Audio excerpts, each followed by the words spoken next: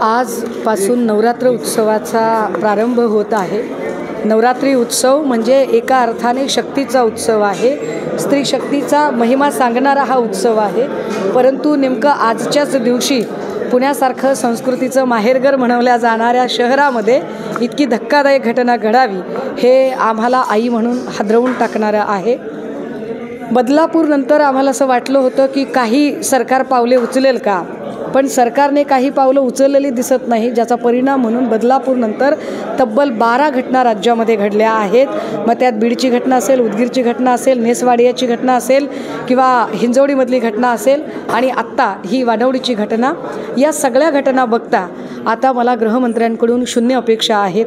गृहमंत्र्यांचा राजीनामा मागावा किंवा त्यांच्यावर टीका करावी, त्यांना विनंती करावी, अपील करावी असं मला अजिबात वाटत नाही, कारण त्याचा काहीच उपयोग होणार नाही।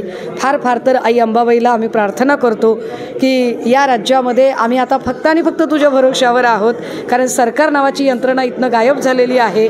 सबब इथल्या लेकी बाळींची सुरक्षितता तुझ्या हातात आहे, ही सुरक्षितता आम्हाला प्रदान करावी। ताई, एकीकडे पुण्याची घटना बघायला मिळते तर दुसरीकडे मुख्यमंत्री अनेक कामांचे शुभारंभ करताना बघायला मिळतात। निवडणुका जवळ आलेल्या आहेत, तुम्हाला वाटतं की गांभीर्य उरलं नाही? नाही, गांभीर्य तर कशाचंच नाही आहे। ज्या पद्धतीने सध्या सह्यांचा धडाका चालू आहे, काल मी ऐकलं की 8 तासामध्ये 10,000 सह्या, म्हणजे साधारण एका तासाला 1250 सह्या, म्हणजेच एका मिनिटाला परत कितीतरी सह्या होतात आणि एका सेकंदाला 2.5 सेकंदाला एक सही। कशाच्या सह्या करतात? फायली बघतात की नाही, फायली चेक करतात की नाही? कदाचित अशा घाईगडबडीत फायलींवर सह्या केल्यामुळेच लाडकी बहीण योजनेसारख्या योजनेमध्ये आर्थिक एवढा मोठा घोटाळा दिसून येतोय, कारण तुम्ही योजनांची अंमलबजावणी, त्याच्या त्रुटी, त्याचं एक्झिक्युशन याच्यावरती कामच करत नाही आहात। ते फक्त मतांवर डोळा ठेवून जे काम चाललेलं आहे ते अत्यंत वाईट आहे। आणि यामुळे एकीकडे वित्त विभाग सांगत आहे की वित्तीय तूट इतकी मोठी आहे की राज्य कर्जबाजारी होते, अधिक पटीने कर्ज वाढते, पण त्याचं या सरकारला कदाचित ही वित्तीय तूट भरून काढण्यासाठी पुढचे 10 वर्ष कमी पडतील का? इतकी वाईट परिस्थिती सध्या राज्याच्या तिजोरीची आहे। लाडक्या बहीण योजनेसाठी दर महिन्याला 3,500 कोटी रुपये सरकारला आता लाभार्थींना द्यावे लागणार आहेत। नाही, म्हणूनच मी म्हटलं की या निमित्ताने जी वित्तीय तूट तयार होते त्यावर राज्याच्या मुख्य सचिव यांनी वारंवार आपलं म्हणणं मांडलंय की we are unable to pay all this amount, आम्ही ही अमाऊंट आपल्याला देऊ शकत नाही, हे त्यांनी स्पष्ट केलेलं असताना त्या महिला मुख्य सचिवांवरच दबाव आणण्याचा प्रकारही राज्याच्या सरकारकडून केला गेला। हे फार अश्लाघ्य आहे, हे फार वाईट आहे। आणि एकीकडे होमगार्डचे लोक आपलं पेमेंट मागतायत, त्यांना पेमेंट नाही आहे, आरोग्य भरतीवाले पेमेंट मागतायत, ते पेमेंट नाही आहे। ज्या आश्रमशाळा आहेत राज्यातल्या, या आश्रमशाळांच्या लोकांना अजूनही पेमेंट मिळालेले नाहीत। त्यानंतर अंगणवाडी आशा वर्कर यांचे पेमेंट दबाव आणण्याचा प्रकारही राज्याच्या सरकारकडून केला गेला। हे फार अश्लाघ्य आहे, हे फार वाईट आहे। आणि एकीकडे होमगार्डचे लोक आपलं पेमेंट मागतायत, त्यांना पेमेंट नाही आहे, आरोग्य भरतीवाले पेमेंट मागतायत, ते पेमेंट नाही आहे। ज्या आश्रमशाळा आहेत राज्यातल्या, या आश्रमशाळांच्या लोकांना अजूनही पेमेंट मिळालेले नाहीत। त्यानंतर अंगणवाडी आशा वर्कर यांचे पेमेंट झालेले नाहीत। हा सगळा पैसा, म्हणजे एकीकडे आपल्याला एका महिलेच्या हातात 1500 दिसत आहेत, पण त्याच कुटुंबामध्ये जर यापैकी एखादी नोकरी असणाऱ्याला जर डायरेक्ट 30-35 हजाराचा पगार मिळाला असता तर त्याला 1500वर वाढ बघावी लागली नसती। परंतु सरकार आपल्याला लॉलीपॉप दाखवण्याचा प्रयत्न करते आणि असा लॉलीपॉप हा राज्याच्या आर्थिक गतिमानतेला मोठा गतिरोधक असणार आहे। ट्रस्टींना, बदलापूरमध्ये जे ट्रस्टी होते शाळेचे, त्या ट्रस्टींना अखेर अटक झालेली आहे। अगोदर आपण पाहिलं तर अक्षय शिंदेचा एन्काउंटर झाला आणि आता काल दोन्ही ट्रस्टींना अटक झाली, कसं पाहताय?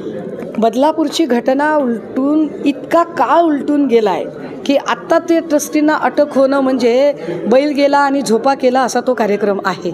एकीकडे घाटकोपर होर्डिंग प्रकरणातला भावेश भिंडेला आपण राज्याच्या बाहेरून उचलून आणला, परंतु तुम्हाला आपटेला उचलणं इतकं अवघड का गेलं? बरं, उचलला तर कुठून उचलला? बदलापूरच्या शेजारी कर्जतमधून तुम्ही त्याला उचलला, म्हणजे तो इतके दिवस कर्जतमध्ये होता, मग तो कुणाच्या आश्रयाने राहिला होता? सरकार आणि पोलिसांनी ठरवून त्याला लपवलं का? हे सुद्धा विचार करण्यासारखं आहे। मला वाटतं या सगळ्या प्रकरणाची शहानिशा व्हावी। अक्षय शिंदेचा आधीच खात्मा केलेला आहे। अक्षय शिंदेला संपवल्यानंतर आत्ता पुन्हा नव्याने आपटेला हातात घेतल्यावर छत्रपती शिवरायांच्या पुतळ्याचं ज्या पद्धतीने आपटेच्या अटकेचा फार्स केला, अटक केली, सुटका केली, तसा फार्स बदलापूरमधल्या आपटेचा होऊ नये ही अपेक्षा असेल आमची. वळीमध्ये आता आदित्य ठाकरे यांच्या विरोधात पुनरुत्थान सदावर्ते मैदानात कुठेतरी अडचणी वाढवण्याचा प्रयत्न होतोय. कसल्या अडचणी? काहीतरीच बोलता राव. सर्कशीतली लोक उभी राहिली म्हणून काय अडचणी होत असतात होय? काहीतरीच काय त्याला हे चालतंय त्याच्यात. निलेश राणे शिवसेनेमध्ये जात आहे, ते लढणार आहेत आणि जर ते येत असतील तर त्यांना आम्ही पाठिंबा देऊ असं उदय सामंत पण म्हटले. काल उदय सामंतांचं खास कौतुक, मनापासून अभिनंदन. फक्त विनंती एवढीच, उदय भाऊ, जेवढ्या औदार्याने आणि जेवढ्या आपुलकीने, आत्मीयतेने, मोठं मन करून तुम्ही आत्ता नितेश राणेंचं स्वागत करताय, उद्याला निलेश राणेंचं स्वागत करताय, उद्याला जागा वाटपाच्या खेळामध्ये तुम्ही वाढवलेला भस्मासूर तुमच्याच डोक्यावर बसल्यानंतर थैथयाट करू नका म्हणजे झालं. कारण हे उघड आहे की फडणवीसांना इकडूनही त्यांची माणसं पाहिजेत, तिकडूनही त्यांची माणसं पाहिजेत, पण ही माणसं ज्या पद्धतीने पेरली जात आहेत त्यात शिंदेंच्या उदय सामंतांचा गेम होईल हे भाकीतही उदय भाऊंना माहितीच असेल. ताई, एक शेवटचा प्रश्न. एकीकडे BJPला गाजर सरकार म्हटलं जातं, दुसरीकडे तुम्ही शिंदे सरकारला लॉलीपॉप देणारं सरकार असं म्हटलेलं आहे. अहो, गाजर आणि लॉलीपॉप शिवाय आहे का इथं कोणतं कॉन्क्रीट काम केलं आहे?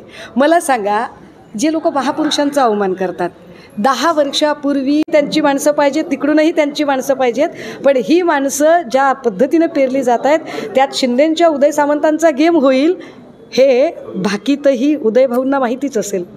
ताई, एक शेवटचा प्रश्न. एकीकडे BJPला गाजर सरकार म्हटलं जातं, दुसरीकडे तुम्ही शिंदे सरकारला लॉलीपॉप देणारं सरकार असं म्हटलेलं आहे.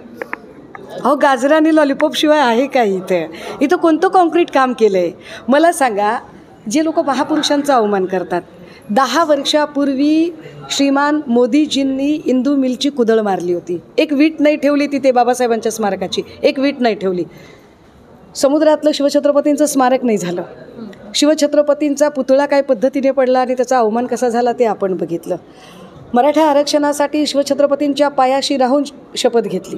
जो महाराष्ट्र गावगाड्यामध्ये इथल्या सगळ्या 18 पगड जातींना गुण्यागोविंदाने एकत्रित नांदत होता, त्या गावगाड्यामध्ये जातीच्या भिंती उभं करण्याचं पाप शिंदे आणि फडणवीसांनी केलं. हे लॉलीपॉप आणि गाजर देणारं सरकार आहे.